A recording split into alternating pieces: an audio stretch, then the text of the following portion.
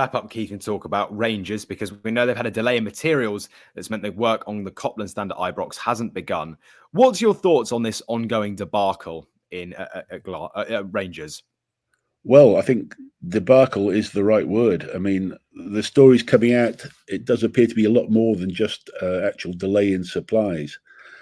I mean, I've been involved in a number of stadium projects. I was also on the board of the building called the Hydro in Glasgow, which is the big concert venue. I was on the board there for 7 years. And so I've been involved in one of the biggest infrastructure projects in Glasgow. So I understand that market pretty well. For this to happen, for this sort of problem to have happened, I think it's disgraceful from the board's point of view. They should have been aware of this. They should have had a risk register.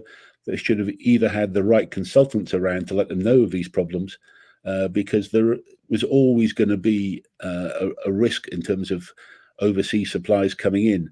That's well known. And in all these sort of projects, you take that into account, and that goes in your risk register, and you make sure it happens. What I think is particularly rich in this situation was that Rangers, if you remember last year, were complaining about Dundee and their ground not being available to be played on because it hadn't drained properly. And so Rangers made a very big noise about that in terms of a club not making its ground playable. Well, here we are now, Rangers, who are the ones who are saying that now themselves may not have their ground playable. I'm hearing a lot of rumours that it goes way beyond that. It's issues with subsidence, all sorts of things that I'm hearing rumours on, unsubstantiated, but nevertheless, it's certainly worrying that Ibrox itself, there could be a lot of issues around that ground. And I've even heard rumours that already they're looking at potential new sites to build new stadiums. So it could go further than just a delay in supplies. But I think this goes right to the board, and this goes right to the top in terms of this, because we've now got a very serious issue. We're hearing asbestos, we're hearing all sorts of rumours and all sorts of different things. So it's a big issue, and certainly there's got to be full transparency from the board. If there is a real problem, they've got to come out. They can't hide these things away because they always leak out in Glasgow. And so you've got to be open and honest and say, look, this is the size of the problem we've got. This is how we're going to fix it and get on and do it. But what seems to be hiding away from the issue right now, and again, I'm saying I'm going on unsubstantiated rumour, and I have to make that clear, it does seem that it's a bigger issue than just a supply chain slowdown. So we'll see, and there'll be a lot of people watching this space. Believe me, in Glasgow, you can't breathe without something being watched and looked at in Glasgow. So there'll be a lot of stories coming out. A lot will be full of mischief, but also there'll be some facts. And I think there's a little bit more than what we're hearing right now. And Keith, if we sort of look into that very clearly, I mean, we know there's going to be an impact on the matches at Ibrox. How damaging could it be to play away from home for the first month of the season, given as well, of course, for their Champions League qualification stage? How worrying will that be for the Rangers fans? It's absolutely crucial for them. I mean, it goes beyond belief. I mean, they know how important this season was in terms of trying to get into European qualification. I think we've even spoken about it, that this was a crunch time for them. Otherwise, Celtic go much, much further ahead. And, Rangers have now got to also count on the cooperation of other clubs in the league who want to reverse fixtures and, play their home league away. Now, Rangers have not been people that have actually created many friends in the Premier League. And there are a lot of clubs who may say, I'm sorry, we're not going to cooperate. And you've got to pay the penalty in some way. So, they're reaping what they've sown in many ways. And, we have to see what comes out of it. But in terms of European football, there couldn't be a bigger disaster than what's happening right now in terms of being prepared and ready and hosting the revenue as well coming from those European games. It's just an absolute disaster on every level. So I hope they don't just try and do a quick fix to try and solve it, because that will lead to a bigger issue down the road. As I said, that transparency has got to be the key here.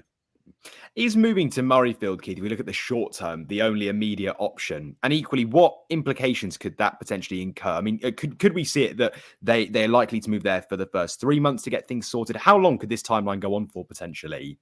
Yeah, look, Murrayfield does seem to be the only sensible option. Of course, it's in Edinburgh, though, but it's not in Glasgow, which is another key factor.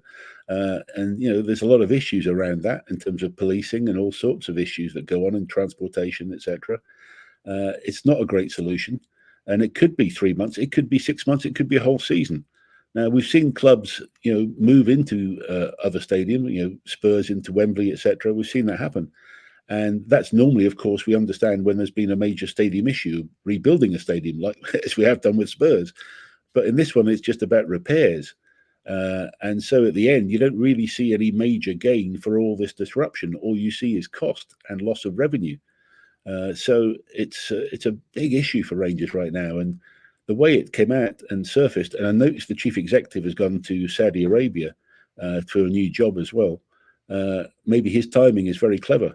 And he's managed to get out of there with knowing that this sort of issue was coming down the road. Somebody has got to have known about this for a while. And it's a big one. And I wouldn't like to be sitting there trying to solve this one for Rangers for sure. Do you think, Keith, the fans could protest? What will it mean for the season ticket holders? Could they claim compensation potentially or disruption if they are to potentially move grounds for quite a significant chunk of time? What will the likelihood and backlash potentially be from fans? Oh, there'll be a lot of unrest, I'm sure, behind the scenes.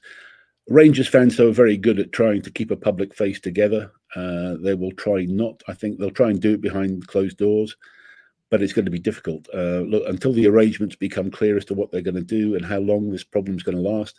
If it is a full season in Murrayfield, will Rangers have to pay for travel for fans to get over there and give them, similar type seats in Murrayfield? I don't know what the answer is yet because I don't understand the whole complexity of the issue. But certainly, the shareholders will be very unhappy, and the actual fans themselves with season tickets are going to be fuming as to what's going to be happening. They're going to be embarrassed, I think, more than anything else, and that's the big issue for Rangers fans, that they're embarrassed, and they will be the butt of jokes in Glasgow because of the stadium. I've already seen so many memes coming out on social media about Ibrox falling down, etc. Lots of things like that, and that's what hurts. So I think the board have really got to come out and handle this properly, and we'll see what they're made of themselves. And then, Keith, to kind of wrap up on that, because you mentioned it right at the beginning about Ibrox, do you think they will be considering potentially moving away? Do you think there could be sort of issues that we don't necessarily know about behind the scenes that they could be looking at a stadium move? And how long do you think that would potentially take, given the love? And to compare them, say, to Everton and that love with Goodison Park, how would the fans react to moving away from Ibrox? I think the fans would hate it. I think they really would. I mean, Ibrox is, for so many reasons, a spiritual home for Rangers. A new stadium would take, very, very earliest 5 years, and if not more. So, it's really not really feasible at the moment. And this is just such a big issue, as I say, and you're quite right to point out, it grows, arms and legs in terms of problems. So if it is just simple supply chain issues, let's, for Rangers' sake, I hope it is. But I've got a funny feeling there's a lot more to this story. And we're going to have to watch it closely, because it does mean so much in terms of all sorts of problems for Rangers in the future. And as you say, I mean, you can imagine that they've already been short of money for player issues. Trying to build a new stadium would be a bit of an issue as well, in terms of funding and revenue, etc. So watch this space. This could be a big one.